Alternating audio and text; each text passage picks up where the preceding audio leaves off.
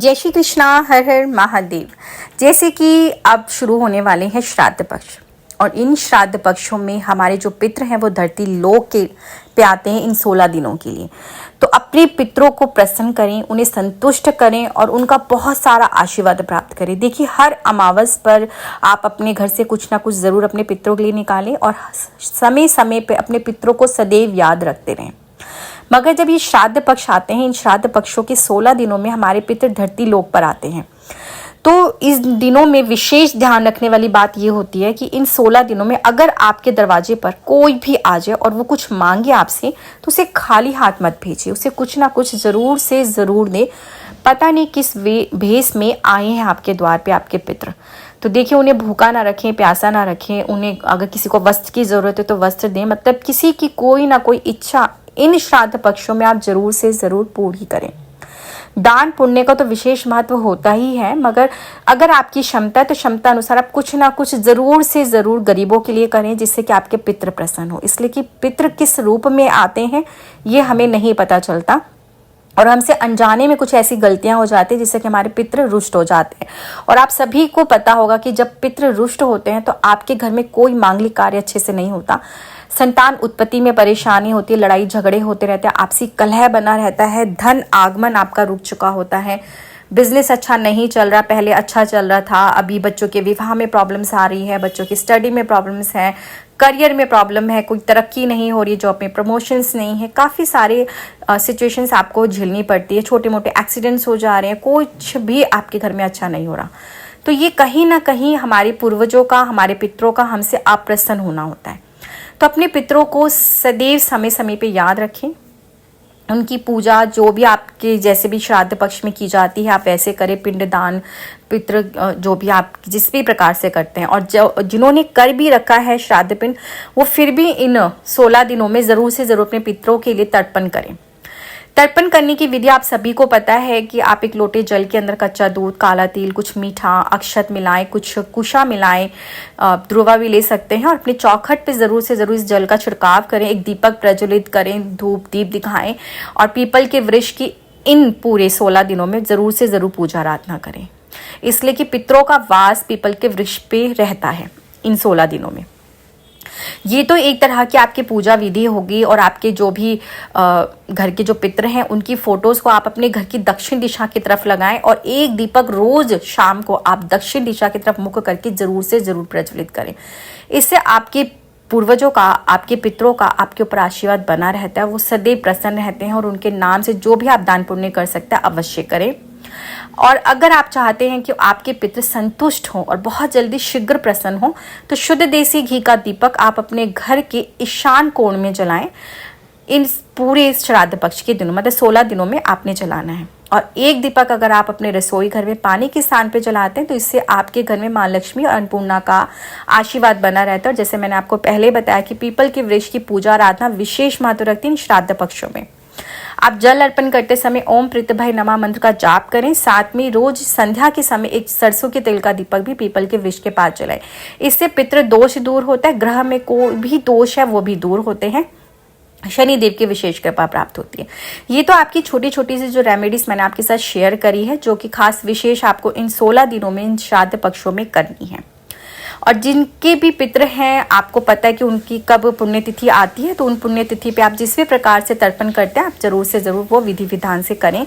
और इस बीच में अगर आप किसी भी पवित्र नदी में स्नान कर सकते हैं तो वो भी अवश्य ही करें। अब विशेष बात जो मैं खास रेमेडी आपके साथ लेकर आई हूँ वो बहुत ही ज़्यादा खास है, जो आपको पहले दिन से शुरू कर देनी है और पूरे श्राद्ध पक्ष में करनी है 16 दिन, और उसको कंटिन्यू मतलब पूरा 21 दिन तक आपको करना है। तो जो रेमेडी है समझ लीजिए, और आप एक पेपर नोटबुक ले लें और उस पर वो सामग्री लिख लें, इसलिए कि आपके घर में चीज़ें पहले से, इसलिए आपको 21 दिन लगातार करनी है। और इसको जब आप करेंगे ना तो आप देखेंगे आपके घर का जो कलह है, झगड़ा है, आपके घर में किसी भी प्रकार का पितृ दोष है, कोई ग्रह दोष है, कोई वास्तु दोष है, या किसी भी प्रकार की कोई समस्या से आप जूझ रहे हैं, कोई नेगेटिविटी है, चारों तरफ का आपका ऑरा शुद्ध नहीं है, तो उन चीज़ों को आपने कैसे सही करना। आपका बिजनेस सही नहीं चल रहा है, धन फ्लो अच्छा नहीं हो रहा है, तो ये सारी चीज़ें बिल्कुल ठीक हो जाएंगी। देखिए, जो चीज़ें हैं वो सबसे पहले आप नोट करना शुरू करें। सबसे पहली चीज़ है लौंग। आपको लौंग लेनी है, दूसरा है काली मिर्च, दालचीनी लेनी है, आपको काला तिल चाहिए, पीली सरसों चाहिए और भीमसेनी कपूर होता है वो आपको लेना है। थोड़ा सा आपको हींग भी रखना है और तेज पत्ता। इस तरह से आपने ये सारी 9 चीज़ें हैं जो मैंने आपको बताई, ये आप ले लें और कोई मिट्टी का बड़ा सा पात्र या बर्तन आप पहले से रख लें। आपने रोज़ शाम को श्राद्ध पक्ष जिस दिन पहला दिन होगा पहले दिन से ही शुरू करना है और शाम को आपने उस मिट्टी के पात्र में गिन के आपको लेनी है। 9 लौंग गिन के लेंगे, 9 काली मिर्च गिन के ले लेंगे आप। उसके अंदर थोड़ी सी पीली सरसों डालेंगे, थोड़ा सा काला तिल डालेंगे, थोड़ी सी हींग रखेंगे और आप उसके अंदर जो दालचीनी लिए, दालचीनी के आप स्टिक होती है, उस स्टिक को छोटे छोटे टुकड़े करें और 7 टुकड़े गिन के बना दें। 7 टुकड़े बना के वो भी आप उसके अंदर डाल दें। ये आपने भीमसेनी कपूर उसमें रख दिया। अब आपको जो तेज पत्ते बताएं, 3 तेज पत्ते लेंगे और आप किसी भी कलर के पेन से, इसमें यहाँ पे कोई कलर फिक्स नहीं है, किसी भी कलर के पेन से आपकी जो भी विश है, जो भी इच्छा है, आप अच्छा स्वास्थ्य चाहते हैं, आप घर के कलह को दूर करना चाहते हैं, आप धन चाहते हैं, जो भी चीज़ है वो आपने इस तेज पत्ते के ऊपर, तीनों तेज पत्ते पे आपने बहुत शॉर्टकट तरीके से लिख देना है और ये तीनों तेज पत्ते भी आपने उसी में रख के कपूर रख रखा है और फिर आपने जला देना है।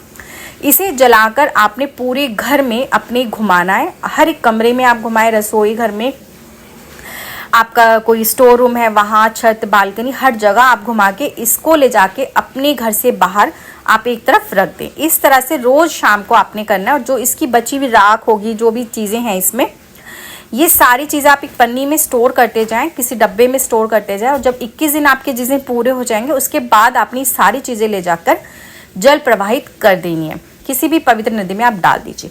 21 दिन मगर आप ये चीज़ें जब लगातार करेंगे, आपके घर की जैसी भी प्रॉब्लम्स हैं, चाहे वो ग्रहों का दोष है, चाहे पितृ दोष है, आपके घर में राहु केतु की कोई प्रॉब्लम चल रही है, किसी की कुंडली में कोई दोष है और घर के मांगलिक कार्य रुके हुए, किसी की नज़र हाय दोष है, नेगेटिविटी है, किसी भी प्रकार की समस्या, तंत्र मंत्र क्रिया की गई है, कुछ भी, तो देखिए ये जो श्राद्ध पक्ष होते हैं बहुत ज़्यादा महत्वपूर्ण दिन होते हैं, 16 दिन।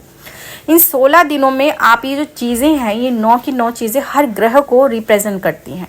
तो अपने 9 ग्रहों को सुधारने के लिए दिन बहुत अच्छे होते हैं और अपने पितरों का आशीर्वाद प्राप्त करने के लिए तो आप ये जो रेमेडी करते हैं और विश्वास के साथ, देखिए जब हम रेमेडी कोई भी करते विश्वास से करते तो ही हमें रिजल्ट्स अच्छे मिलते हैं। तो ट्रस्ट करें, विश्वास करें, कुछ ना करने से कुछ करना अच्छा है।